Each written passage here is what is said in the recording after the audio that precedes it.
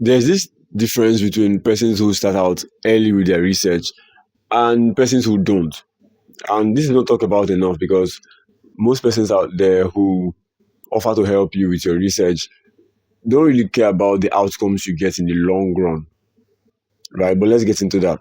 So we had made this observation sometime last year, right? While some persons were having their research done last year, and there was this particular student I had to observe. He wasn't really a client of ours. He was not a client of ours. He just shared his supervisor with one of our clients.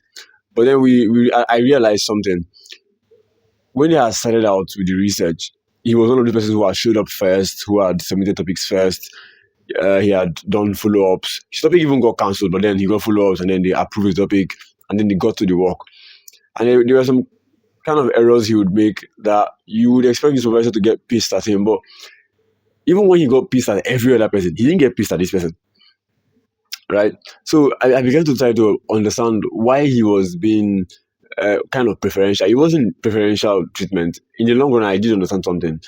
The students had shown up quite early. He started out quite early, shown all seriousness. He didn't have as much experience in the whole research writing thing.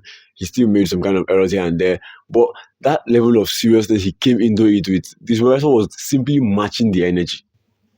You know what it is? It's going to be different from, and then we also made this observation too, right? Students who were showing up when the supervisor had moved most of the students from chapter 1 to 3.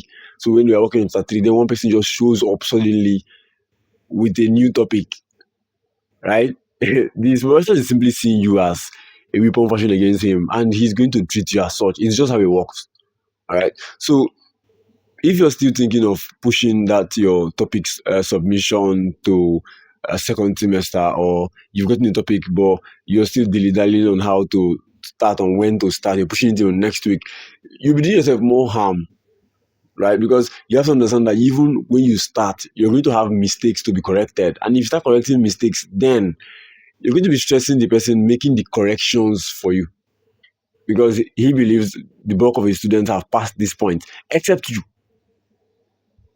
So this is your sign to start that research now.